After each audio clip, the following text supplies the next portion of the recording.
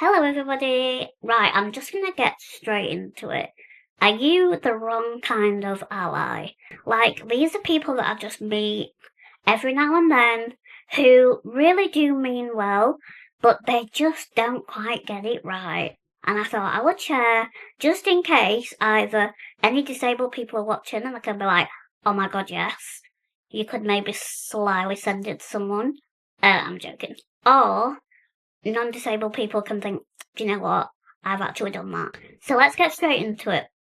The first kind of person is the person who overdoes it. So, for example, they'll go somewhere and something might not be quite right, like the access isn't what we expected, or yeah, just what they said in the information is not what happened, and the access wasn't quite good enough. All of a sudden, this type of person will kick off in front of everyone and, really stick up for me. But in that moment, that's not what I want. Like, it is actually quite a lot of attention on me, and obviously in that moment it's not working anyway. So shouting and making a fuss and just generally making the vibe uncomfortable is not what I want as a friend. Obviously, again, the person means well and they're just trying to stick up for you. And obviously, if I had to choose between someone not caring and caring, I would pick caring. But when things go wrong, it can really trigger someone. And I know we bat that word out a lot, but it can be triggering. So you want someone that's cool, calm, and collected. Preferably speak about it before the event and say, right, like, if it's not quite right, what do you want me to do? Like, there are ways you can do it, but I think, yeah, it's thinking about the person that is disabled. What do they want? Rather than whatever makes you feel good in order to let it out and say what you need to say.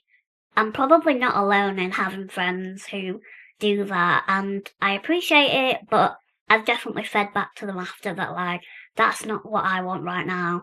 I just want to either get on with it and do what I can, or go somewhere else, and we will sort it out after. The next kind of person is like the opposite. So it's such a specific type of person, but someone who doesn't, in quotes, see your disability that much that they don't even think about access requirements. And then, like, I'll be the one to be like, oh, do you know if it's accessible? And they'll go, well, of course it is. Why wouldn't it be? As in, like, they expect everywhere in this day and age, in quotes, to be accessible. So, like, I'm thinking, oh god, I don't think they've even checked because they just assume that everywhere's accessible. So then I'll say, oh, I might just ring and, like, check, and they'll be like, don't worry about it, as if, like, I'm the person that overthinks stuff, and I'm like, it's a choice between knowing that realistically not everywhere's accessible, or them thinking that I'm over the top and I just worry about anything. Anyway, I always choose to check, obviously. And a lot of the time it's not accessible, so I think it's really hard how to tell people this, because if you naturally just think everywhere's accessible, you've got to go through a moment like this with a friend or with a colleague or anyone you need to support or be with someone. You've got to go through it. But this is to disable people to just know I get it. There have been friends in my life where they've just been like, of course you can get in. And I'm like, oh, don't know. Let's see. But yeah, and the final wrong type of ally, it's a very specific type of person, but because they know someone, they might have someone really close in their family that's disabled. So they think that they can, like, make jokes or, do the same things that they do with their person that's disabled in their family or who they care for or whatever. Like, for example, I'll meet people who are like, now then, trouble, how you doing? Da, da, da. And they'll say, I can say that because my granddaughter's disabled. And I'm like, I don't know if you can, Barry.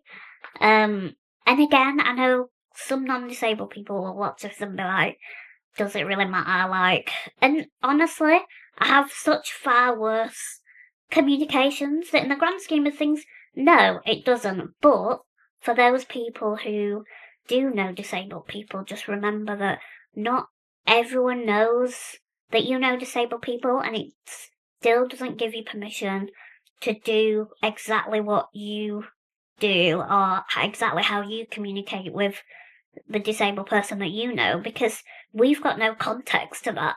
So you're just a random person that's saying this weird stuff to me. I give you an example that I've recently shared on Instagram. But I went somewhere where it was a lady at a shop, and she literally the first thing she said to me was, "What condition have you got then?" And I was like taken aback. She was like, "I can ask that because, yeah, I knitted a hat for someone with the same disability 15 years ago." Like, okay. Yeah, and then she just dug a hole even deeper and was like, "My son's like you, is brain damaged." I mean, it was her words. Like, some people just don't realise what they're saying until they say it. It's really difficult because people do mean well, but I always go on about, you can mean well but really hurt someone. And it's just about remembering that everyone has different preferences and to really understand that we have to get to know someone before we decide how to communicate with them. So there we go. That was just a little quick video about, the wrong types of allyship. And I don't want this to put off anyone trying to be an ally. Obviously, I'm still learning about other disabilities, and it's about knowing that you don't know everything. You know me, I like to tell you about the people that I meet in life and what I think of it. I love a good debrief.